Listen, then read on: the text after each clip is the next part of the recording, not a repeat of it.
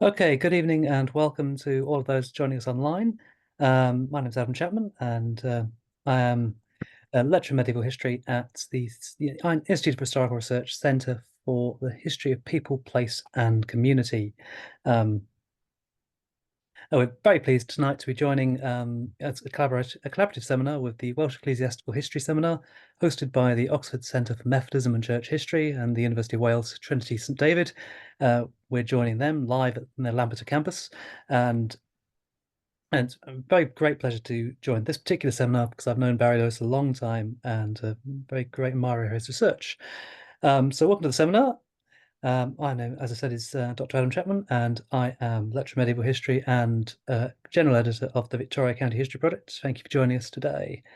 Please note that we will be recording the session, so if you only ask a question on camera, if you're happy to be included in the recording, you'll see that all attendees should be muted and microphones turned off. This is just for general security and to make sure we don't get audio feedback. So if you're happy to leave your camera on or have the bandwidth to do so, it'd be nice to see you online. So a little bit about the Centre. The Centre for the History of People, Place and Community fosters engaged, innovative research into place histories across all regions and periods, from the rural to the urban, from the parish to the metropolis, with an emphasis on the localised, the micro-historical and the site-specific. We're home to various projects, including the Victoria County History of England and the digital crowdsourced mapping project, The Layers of London. We work together with others to develop imaginative new approaches to making history and to identify opportunities for history to make a difference to the real world today. And for today's seminar, I think the introduction should really come from Professor Bill Gibson, who's in the room with you, and I'll hand over to him now. Thank you. Great. Thank you very much, Adam. Thank you all very much for coming along. This is one of our best attended seminars, so thank you very much for coming to Lampeter. It's a great pleasure to introduce Professor Barry Lewis, who is at the Institute of Advanced Studies in Dublin. Many of you will know Barry best through this recent and superb book and his contribution to it, which lays out the territory, some of which we're going to see today. Barry is a Cambridge graduate. He's done his PhD at Aberystwyth, has been a fellow in the Centre for Advanced Celtic Studies at Aberystwyth, and has now gone on to Dublin. He's a scholar of medieval saints and medieval literature, and his subject today is the pre-conquest church in Wales. So Barry, over to you. Thank you very much, Bill. Check the PowerPoint's working. So I'd like to thank everybody involved in inviting me here today. The invitation arises from my contribution, as Bill just said, to the recently published volume, A History of Christianity in Wales, which appeared from University of Wales Press in 2022. So, this volume was the idea originally of Dr. David Kerry-Jones of the Department of History in Aberystwyth University. So I should explain to start with what David's thinking was when he conceived the volume. Now, what he wanted essentially was a book that could be used to teach Welsh religious history to complete beginners, and particularly students of theology and religious studies, as well as those who had more historical interests. And he wanted an account that he could recommend to members of the clergy in Wales and to interested lay Christians. Now, David approached me about the project when we were both colleagues at the University of Wales Centre for Advanced Welsh and Celtic Studies in Aberystwyth. And I have to say now I can't exactly remember how long ago that was, but let's just say it was sometime in the 2000s. Now, I had to think very carefully if I was the best person to contribute to this book. The audience is very much not the audience that I'm used to addressing, that is to say, an academic audience. Moreover, I don't consider myself primarily a historian. My work has been on textual scholarship and literature. My graduate research was on medieval Welsh religious poetry. I have edited a body of religious verse by the 14th century poet Griffith ap Meredydd ap Dafydd. I worked on pilgrimage texts. I have edited an anthology of poems in honour of medieval Welsh saints and shrines, and that's a volume whose weight very much lies in the last century or so before the Reformation. And most recently, I edited the genealogies of the Welsh saints. And that's a text of around the year 1200, give or take half a century. So my specialist knowledge then is of a particular body of literary material, not the totality of historical evidence for the medieval period. And what's more, the Welsh language sources that I'm most familiar with tend to crowd very much into the later half of the Middle Ages, and there's much less available before 1100. All the same, the challenge appealed to me, and I was young and foolish at the time. So I volunteered to cover the whole medieval period while David took the story from the Reformation to the present day. And there the project rested, I'm sorry to say. David was called away to Aberystwyth University, and I had plenty of other things to be doing. And then I left as well to take up a new job in Dublin. Only the plaintive cries from the University of Wales Press, would really, really like to publish this book, please, pretty please, kept the project in existence at all. It was in 2016, in fact, that David finally cracked under the pressure and emailed me and said, we really have to get this done. Okay. We decided at that point that we'd both taken on too much. And so we found ourselves two more contributors. So Madeline Gray took away the high and late Middle Ages from me, and Denzel Morgan came in to supplement David in the modern period. That left me with a period to 1100. So the Roman and early medieval periods in the terminology of historians. I've always found these early centuries fascinating, even though my own published research has tended to be on the later Middle Ages, because that's when the Welsh language sources become abundant. The earlier period is far more sparsely evidenced, and what writing there was in Latin predominantly. Nevertheless, I was quite familiar with the written sources, and it read reasonably in the secondary scholarship.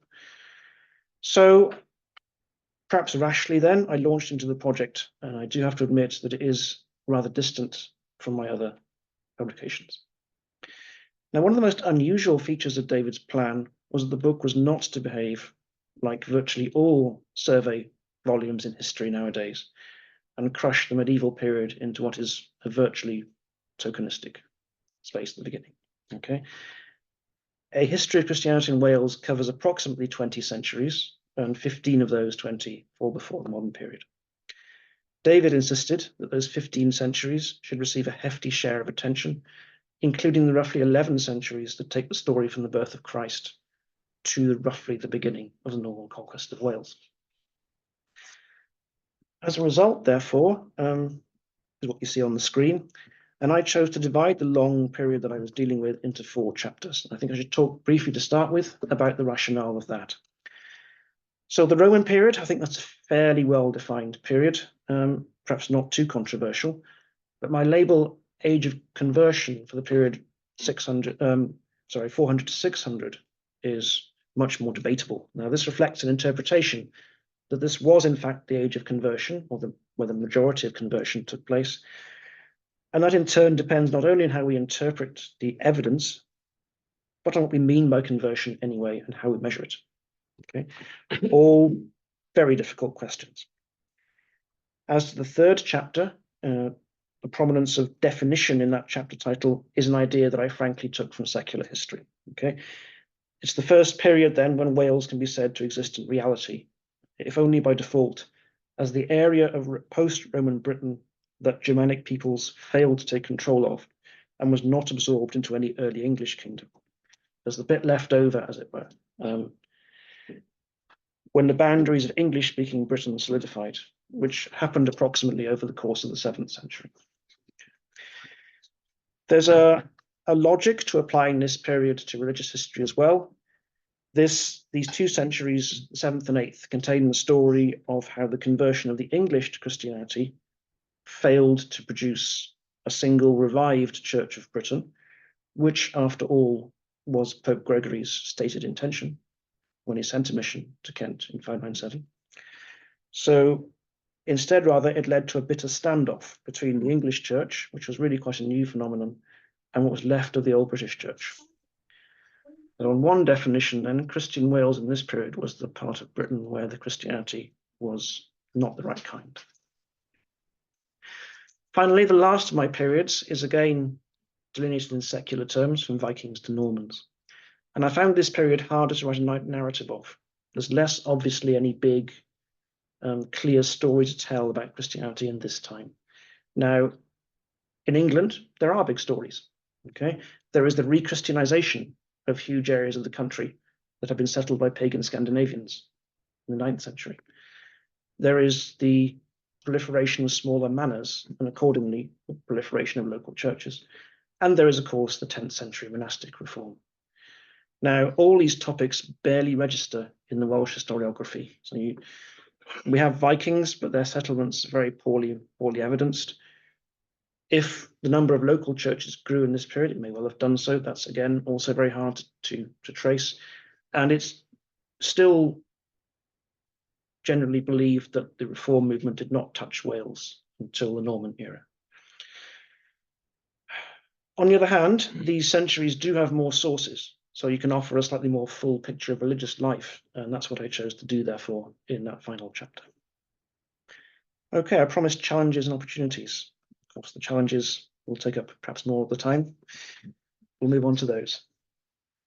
Okay, sources. Lack of sources. The biggest challenge probably for anyone writing on any subject in early medieval Wales is the lack of sources.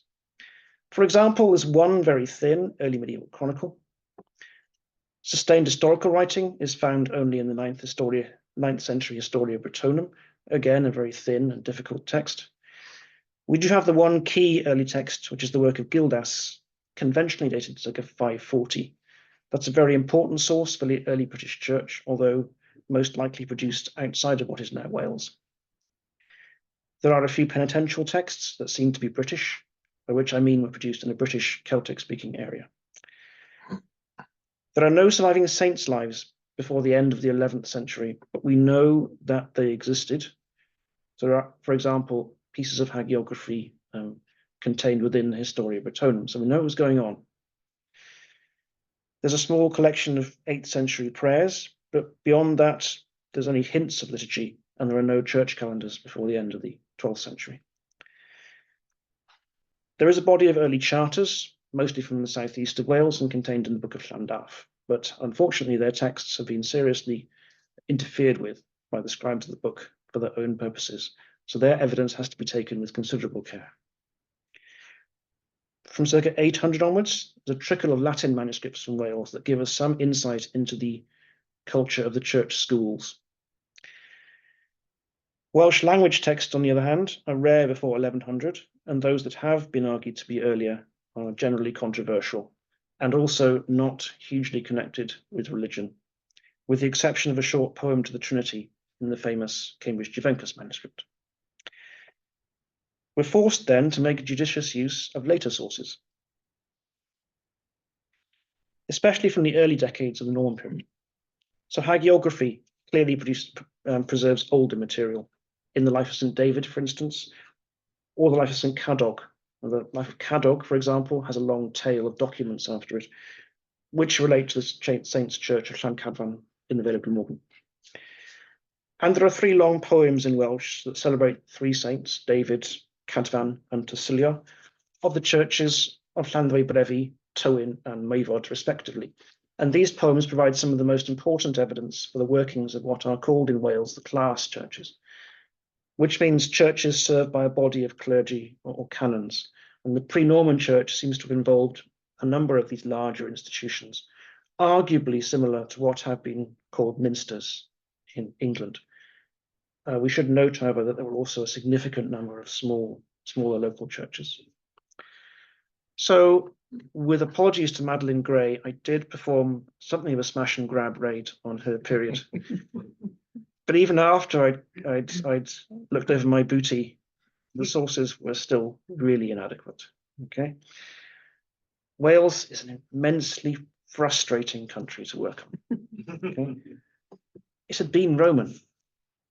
In fact, it's almost the only part of the western half of the Roman Empire that was not taken over by a Germanic people in the 5th and 6th centuries, but evolved from its own late Roman base under its own rulers that should make it an extraordinarily interesting case study in comparison with its neighbours, if we had any material to work with. And lack of written sources hobbles us. It's only a slight exaggeration to say that Wales is a country without beginnings. Okay, so much material seems to appear after 1100 out of this half-millennium-long vacuum. But the vacuum is an illusion. When you look at that material, it's obvious that it's in dialogue with older material. Okay, you can look at the rich record of 12th century Welsh hagiography in Latin. You can look at the equally rich record of 12th century poetry in Welsh, both secular and sacred. And you can see clearly that this is a part of a much longer tradition. Okay? So this is a river that we jump into midway along its course. Unfortunately, we just don't have a map upstream. Quite rightly then, archaeology assumes a major role. Here I confront the problem that I'm emphatically not trained in archaeology, and I had to convey this material to the readers at second hand. I have no doubt at all that an archaeologist would have written very, very different chapters. Okay? I would urge you to consult directly the work of archaeologists like David Petts in his Early Medieval Church in Wales, and any of the rich publications of Nancy Edwards. And Nancy just published a new synthesis in her Life in Early Medieval Wales. And though I'm afraid it hasn't quite reached Dublin yet, and I'm very much looking forward to reading it, I'm confident that that will convey the cutting edge situation of research in early medieval Welsh archaeology. And there are several chapters in there that I can see relate to the church and religion. There are good grounds for saying that an archaeologist ought to have covered the period in the Welsh Christianity volume rather than me, as they have great advantages in this period. There's much more archaeology, even if Wales is still poorly provided in comparison with richer areas of Europe. New discoveries are constantly being made. So at a recent conference in Cardiff, I was made aware of developments at the site of St. Patrick's Chapel near St. David's, and this is shown on the screen for you. Excavations here have turned up cross-marked stones on what looks like pilgrims graffiti written by Irish people. Rare evidence for pilgrimage in the early Middle Ages. What's more, the excavators also found a unique example of the structure known as a liacht. That's on the right-hand side of the screen there. Yes. Common in Ireland, but not until now known in Wales. So a liacht is a structure that may have had the functions of altar and or saint shrine. Their precise function is still under debate, but it seems that here we have clear evidence for Irish people coming to the St. David's region and cultivating this shrine. Now the shrine, I think, marks the spot where St. Patrick performed a miracle of raising a man from the dead, which is recorded in the earliest life of St. David. So here's a reminder then that our picture of archaeology can change very quickly indeed. And the excavation report for St. Patrick's Chapel is available online, and I strongly recommend reading it. So archaeology moves very fast then, certainly moves faster than the other disciplines in the early medieval period, just because of the constant arrival of fresh evidence like the St. Patrick's Chapel, Lacht. Archaeology also has the potential to cast the net wider than written sources. Now, writing is overwhelmingly produced by the socially powerful, which means a tiny privileged clerical elite, exclusively male in this period. I had, for example, very few occasions to mention women at all in any of my 4 chapters, just because of the desperate difficulty of finding anything to say from the evidence. Material culture can get us closer to the vast majority of the population who farmed the land, and the 50% or so who are female. But in practice, as you might expect, it's again the richest and most powerful people who tend to leave the largest material footprint. It must be admitted too that archaeology is not always exactly on target for the historian of religion. Christianity is not a material object, set of beliefs and practices, so archaeology does not investigate religion directly, but at second hand, through material objects that may or may not reflect beliefs and practices. This opens up an interpretative gap, because you have to attribute significance to the found objects and then use the found objects to describe the significance. I'm going to leave that hermeneutic problem to archaeologists. Another major problem is that material objects connect more readily with issues like the distribution, control, and use of economic resources, rather than interior belief or even intangible social institutions. Okay, archaeology can tell us about the physical alteration of the landscape in interaction with Christian belief, and it's not surprising that this aspect is emphasized in archaeological publications. Here are some recent examples of making Christian landscapes in Atlantic Europe, and transforming landscapes of belief in the early medieval insular world and beyond. Again, though, we read changes in the landscape as indexes of belief. We're not experiencing belief itself. It's a problem intrinsic to archaeological evidence, and I think also a result of modern secularism, in that historians and archaeologists are generally more comfortable with the social, economic, and political aspects of religion, more than with interior belief, which many regard as inaccessible, even if they were to look for it. So, even though evidence accumulates at a rate that a historian must envy, the material remains of early medieval Wales are still quite poor. This is not a well-endowed region. Buildings were made of organic materials, virtually exclusively. Most of the country did not use pottery in this period, so wood, leather, and textile dominates material life. Welsh soils are not kind to this kind of material. They're also not kind to bone, and therefore many burials are also in very poor condition. It's hard to gauge how important was the violent nature of the period in the loss of material evidence. Okay, it's easy enough to say, oh, the Vikings stole it all, the Vikings burnt it all. Most losses were probably less exciting, in the sense that things get worn out and thrown away, or things get recycled into newer objects.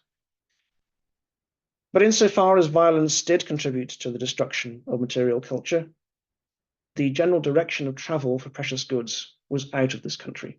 Okay, the small Welsh kingdoms were vulnerable from both land and sea, and in the Viking era in particular, they found themselves squeezed between more powerful political entities on either side, more often than not. The accumulation of wealth was not easy in these circumstances, and for this reason, but also, I do stress this, for the more prosaic reasons that I mentioned earlier, rates of survival of items like precious metalwork or manuscripts are totally abysmal. After all, even though Wales was poor, there must have been plenty of service books, and there must have been ecclesiastical metalwork, church vessels, all in churches all over the country.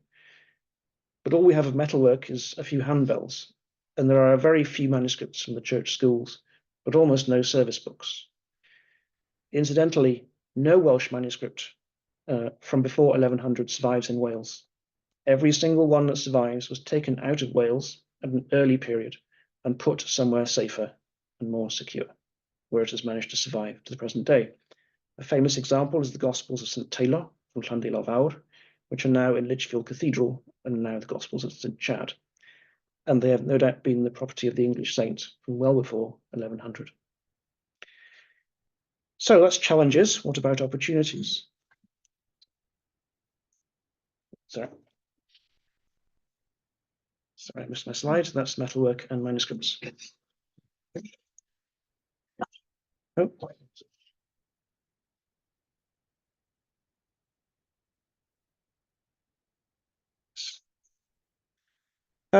Opportunities.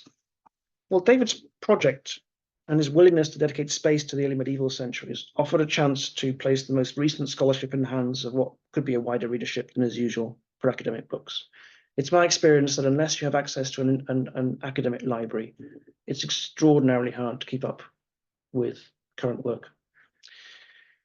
Failing that, you have to turn to the internet, which of course is awash with the scholarship of half a century ago or a century ago, because that's out of copyright. Okay. This book was not too expensive, and it also, one of the features that I most enjoyed contributing to it was the annotated bibliographies at the end, which give a detailed guide to the kind of things that you could be thinking of reading next after finishing the chapters. And then there was the opportunity to present a Welsh point of view, and this might be a controversial opportunity. After all, historians are supposed to aim at impartiality, even if they can't really achieve that ideal. And national frameworks can be problematic, can be very problematic if they perpetuate 19th century nationalistic paradigms in which history is a matter of the development of national communities or even races whose development in some way reflects their innate character. Obviously, that won't do in the 21st century. What's more, Christianity, you might think, is an inherently supranational phenomenon. It demands a supranational, if not global, approach. But it's a paradox of Christianity itself that right from the beginning, it's been accompanied by the idea of the nation. Go and preach to the nations is the instruction in the Gospel of Matthew. And this idea came to be extremely deeply rooted in early medieval thought, and particularly historical thought. Okay? History itself can be thought of in the early Middle Ages as the story of the entry of each individual nation into the body of Christ. Conversion was overwhelmingly seen in this period, not really as a process undergone by an individual human being, but an acceptance by a whole national group in unison. And you can take texts from England or Ireland at one end of Christendom, or from Rus or Armenia or Georgia at the other end of Christendom, and you'll find similar kinds of stories being told. Okay, the entry of the whole national community into Christendom is the pivotal event in that nation's history. Now, the illustration on the slide, I hope, shows this national or communitarian view of conversion. This happens to come from Georgia at the other end of Christendom, but the general idea is familiar throughout the Christian world. Okay. Nearer to home, I should hardly need to mention at this point the name of the Venerable Bede. The history of Christianity in England has been a historiographical concept since the 730s at the latest. There is no Welsh Bede. There's no voice of this kind from Wales. So the historian of Welsh Christianity is therefore, I won't say in opposition to Bede exactly, but certainly in critical dialogue with him. And by that process, with a paradigm that has been very, very dominant. Okay, even if recent scholarship has tried to move away from a Bede-centered view of the early church in this island. So I think then a voice from the margin of Bede's narrative is worth hearing, and a national narrative from start to the present day, I will admit, is not the only possible framework for thinking about Christianity in Wales. It may not even be the best way. An early medievalist would probably prefer a comparative approach, where you put contemporary societies next to each other, rather than putting early medieval Wales in dialogue with late medieval Wales and modern Wales. Okay. I do, in fact, try to do this horizontal comparison as well in the chapters, so taking evidence from Ireland and England and occasionally further afield.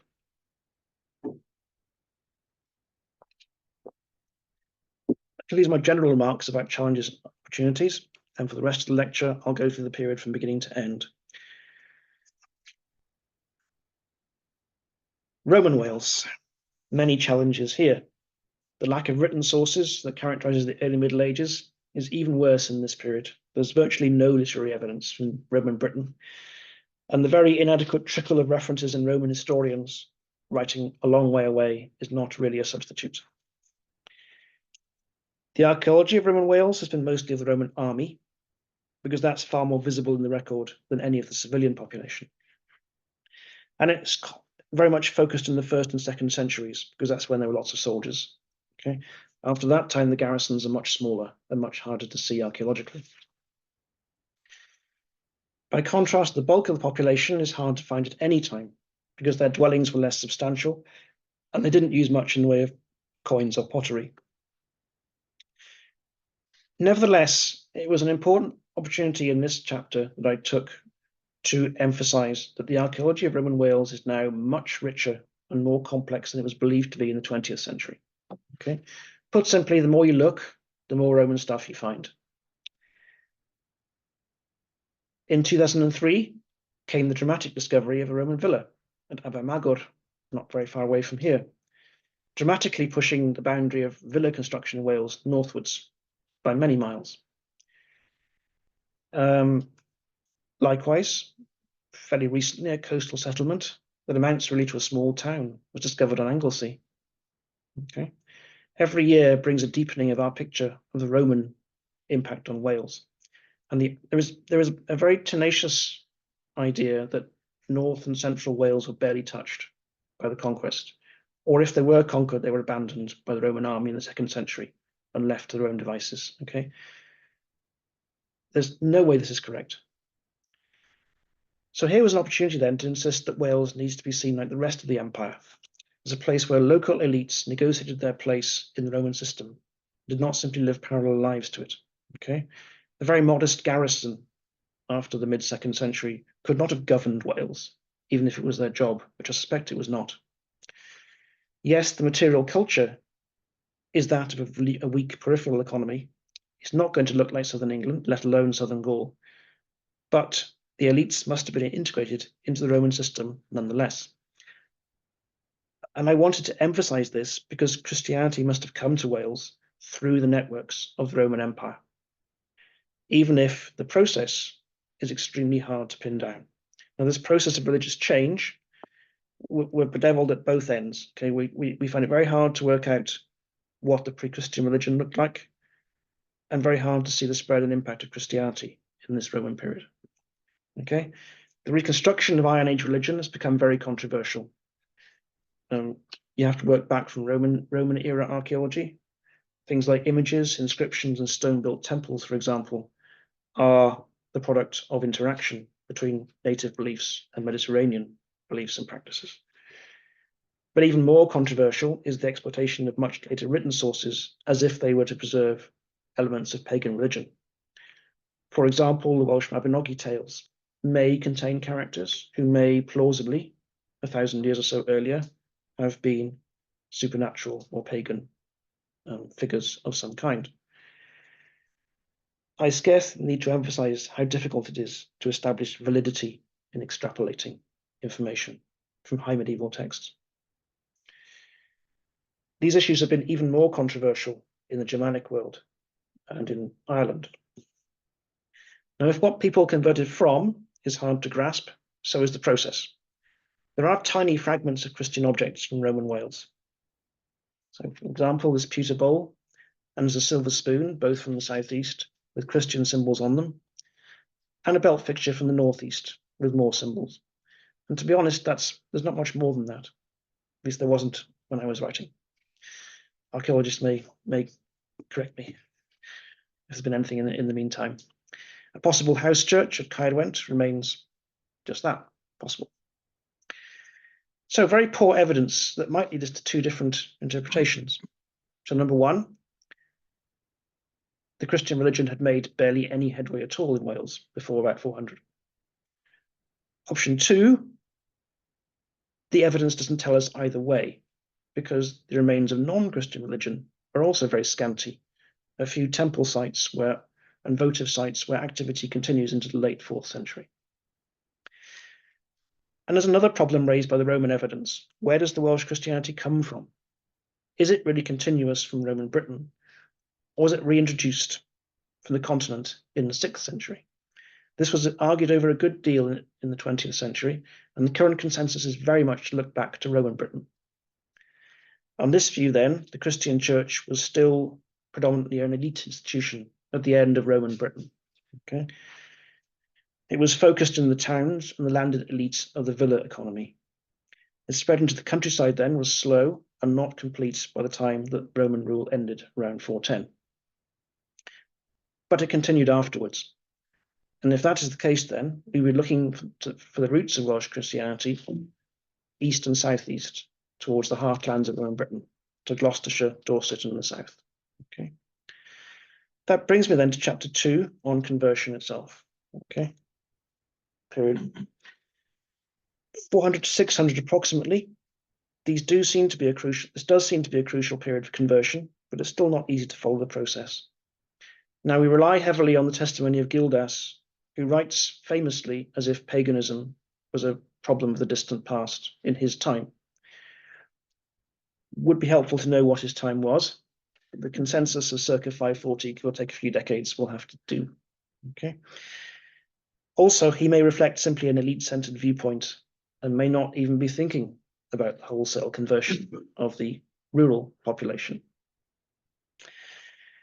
It's still significant, though, to see him treating the elite as Christian by default in his lifetime, even if they were, in his view, really bad at it. Okay. By Gildas's time, the church had been established for long enough to embark on one of its periodic rounds of decline, in his view, at any rate. But underneath the bitter critic that Gildas offers, you can see a church. Okay, you can see the church has its full hierarchy.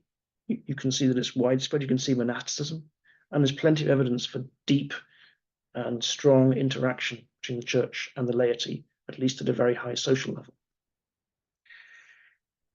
But tracing this in the archaeological record is very difficult. Okay, church buildings and sites of churches remain extremely hard to find. We rely then heavily on inscriptions and burials. Now, the inscriptions have been surveyed in great depth in recent years, and they do show Christianity emerging as the elite religion.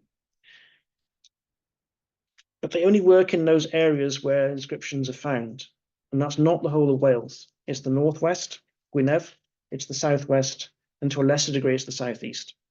Okay, much of Wales just didn't acquire the habit of putting up these inscriptions, but that doesn't mean it wasn't Christian. Okay, it just means it didn't use inscriptions. It is odd, though, that this habit of putting up inscriptions takes off in Wales just after the collapse of the Roman period, of the Roman Empire in the West, and not during Roman times. And it takes root in these areas of Wales that were furthest away from the Romano-British heartlands. And it was this strange discrepancy that caused people to suggest that the habit was brought by Christian missionaries from Gaul and did not go back, and predominantly did not go back to Romano-British practice. Now, I said earlier that this theory of reintroduction of Christianity from the continent in the 6th century, this Gaulish theory, is out of fashion nowadays. That still leaves us with the problem of continuity between these Welsh inscriptions and Romano-British epigraphy, and an awfully maritime distribution of these inscriptions, which also still cries out for explanation. Burial is even harder to interpret. So we see all over the Roman world that the use of cremation and grave goods gradually yields to burial, inhumation burial, with few or no grave goods, and often with the body oriented east-west. All this looks quite Christian, because of Christianity is Christian custom spreading at the expense of pagan custom. The problem is it starts in the 2nd century in Rome, which really ought to be far too early for major impact of Christian belief on the bulk of society.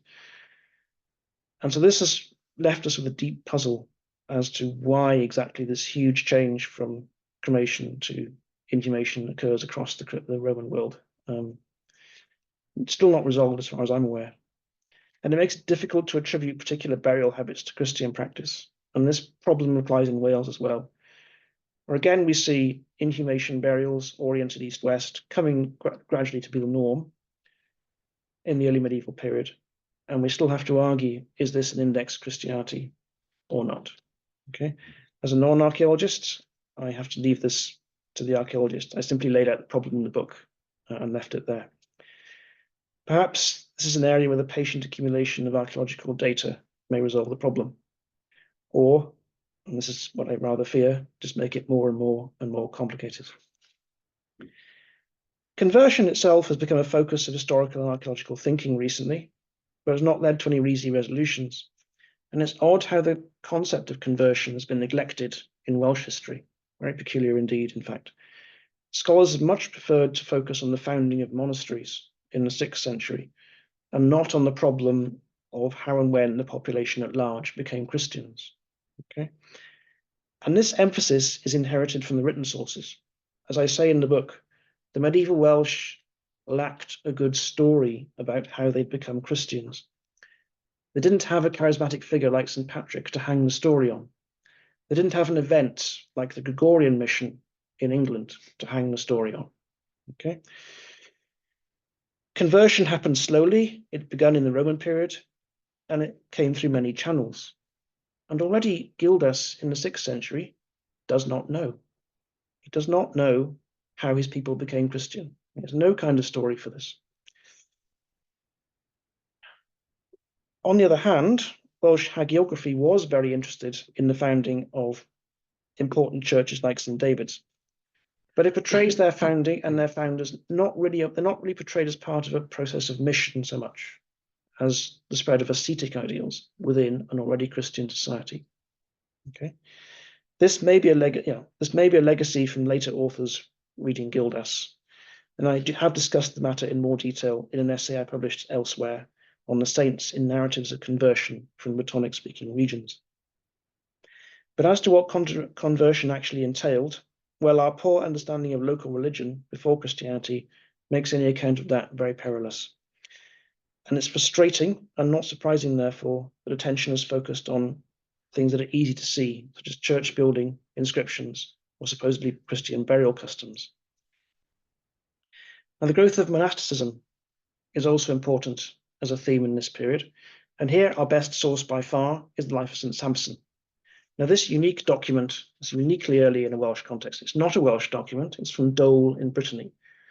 It's dated to 700 or more likely the few decades before that. The author, although a Breton from Dole, explains that he visited South Wales looking for information about Sampson. Sampson was born in South Wales, and I find that testimony credible. So this is a very important source for the author's own date. It provides evidence that in the late 7th century then, there's a variety of monasteries functional in South Wales, and there are different ethoses, more ascetic and less ascetic, harsh and less harsh. There is evidence in the life relations between monasteries and the church hierarchy, and evidence from relations between monasteries and the laity. The life is also a unique record of a Welsh saints cult at this extremely early period. Okay, so about a century after the death of Sampson. We've no real other sources for Welsh saints so soon after their deaths. Okay, any other early medieval material consists of the odd record in Irish martyrologies and so on. It's really not easy to, or the very difficult archaeological remains. Okay, so it's not easy to see saints cults in the making so early after the death of the saint. Okay, Welsh hagiography kicks in the late 1000s, so 400 years after the life of Sampson. Okay.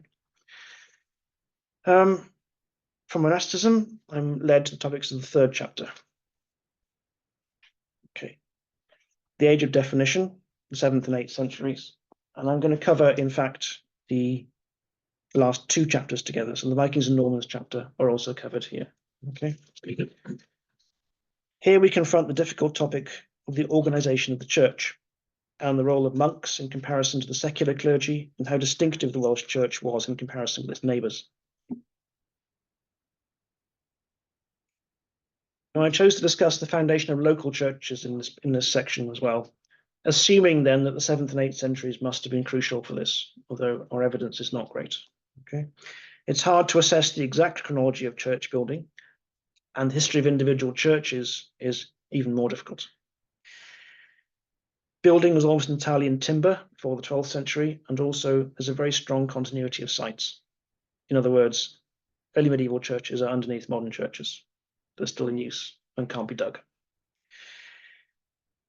If you visit a parish church in Wales, you'll very frequently discover a leaflet. And the leaflet will say the church was founded in the 6th century and was originally a monastery, or even a Celtic monastery, and usually founded by a wandering Celtic saint. Okay. The illustration on the left shows this kind of scenario. I think that I saw that in Pennell in Merionethshire, but I'm not entirely certain. Yeah, okay, great. Okay. Anyway, it perfectly illustrates the kind of theory, the kind of story that's told. Okay. These stories seem to imply an astonishing number of monastic sites.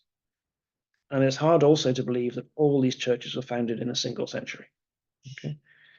It's also left quite unclear how all these vast numbers of monasteries turned into high medieval parish churches. Okay. So in the case of many Welsh churches, we have to wait for the record sources of the 13th century, or even later, just to get a mention. It's certainly impossible to map the early medieval church across the whole country. The best material is on the largest churches, the so-called class churches, because they're the earliest, they're likeliest to be mentioned early on. Now I'm showing on the screen, that's Llynellid Fawr in the Vale of Glamorgan. I've also mentioned earlier Llancarvan, and very brevi Tywyn and Mayfod. Again, all churches of which we find good evidence, but only from the 12th century onwards. Now, the evidence points to continuity with the past, but nevertheless, it's late evidence. How these institutions worked, we piece that together from later sources. sometimes distressingly later sources. But there is still valuable work to be done. What's particularly hard to discover is change over time. Now, these class churches look from one perspective as if they were monasteries, Cenobitic monasteries that have gone secular, as it were. As discipline relaxed, the monks came to enjoy individual accommodation and be assigned individual shares in the church's wealth. Indeed, we have evidence even for lay families acquiring control of the abbacy. It's a likely enough scenario, okay? But it's unclear whether the starting point for this process was ever quite as strictly monastic as is sometimes believed. Okay, large early medieval churches seem to have been multifunctional and also very variable in their organization. Okay, they can have a core body of clergy who lived to a particular monastic rule, but they also delivered pastoral care, and their communities included a large number of lay tenants on their land. So this vagueness, or maybe I better say flexibility in their structure, is compounded by the habit of early medieval writers of calling all early medieval churches, big ones, monasteria. Okay, this monastic terminology misled an early generation of scholars into believing that the earliest secular church of bishops was overwhelmed by a monastic church of abbots in the Celtic countries. But monasterium is used for a major church of all kinds, including bishop sees all over Western Europe. Okay, wherever there's Latin, there's monasterium.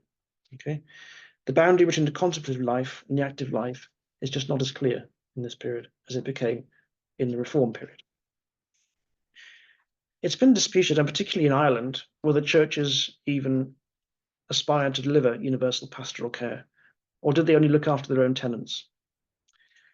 The Irish evidence is complicated, as it usually is, and the Welsh evidence is too sparse to do anything with, as it usually is. Okay, in my view, the total endowment of the early medieval church represents such a colossal alienation of economic resources from the laity that it must in some way reflect an aspiration to deliver pastoral care to everybody. Not to say that was achieved, of course. I'm not sure it's achieved in any period, but I think the aspiration must have been there. Now that brings me to the question, pastoral care then brings me to the question of small churches. Mostly this is much harder to find in the early Middle Ages than the class churches. But the evidence of the Book of Llandaff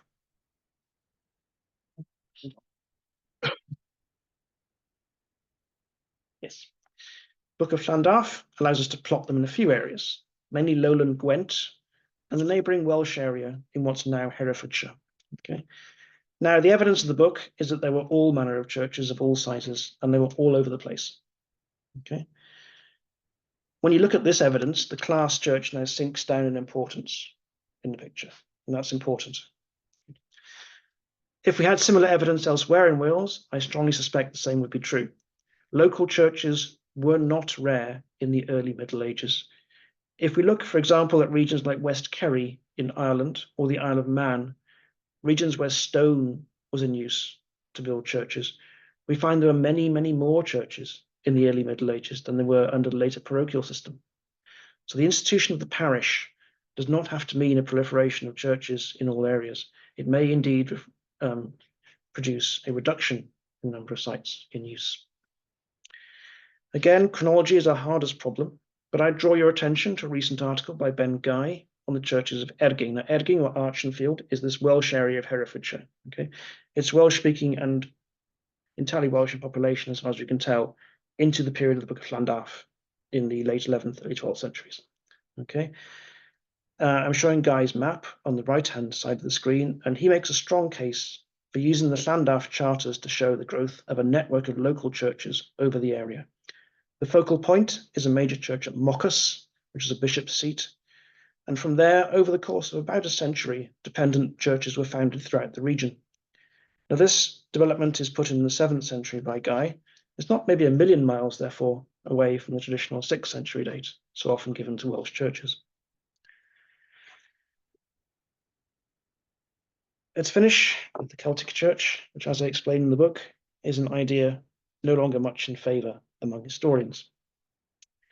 I was a bit surprised to find this an aspect of the book consistently picked up by reviewers. because really the key publications questioning the idea of a Celtic church were published in 1981 and 1992. Okay. I don't feel the need to repeat all the arguments here. They've been presented by much more authoritative people than me. But I'll just say this, the term Celtic is a hindrance in writing about the early Middle Ages, as it must be in a period when nobody regarded themselves as Celt, as a Celt or as Celtic. Okay, the words were not in use by any early medieval person to describe their own personal or national or local identity. That makes them extremely problematic for use by historians. We have enough of a problem on our hands deciding whether there was a Welsh church in this period, a question I've completely ducked tonight, without erecting a further superstructure embracing Ireland, Scotland, and who knows, even Brittany, all the way on the continent. Okay. Now, churchmen in Wales and other places where Celtic languages happened to be spoken believed that they were members of Western Christendom. Not all the large peoples around them believed the same, but that's what they believed.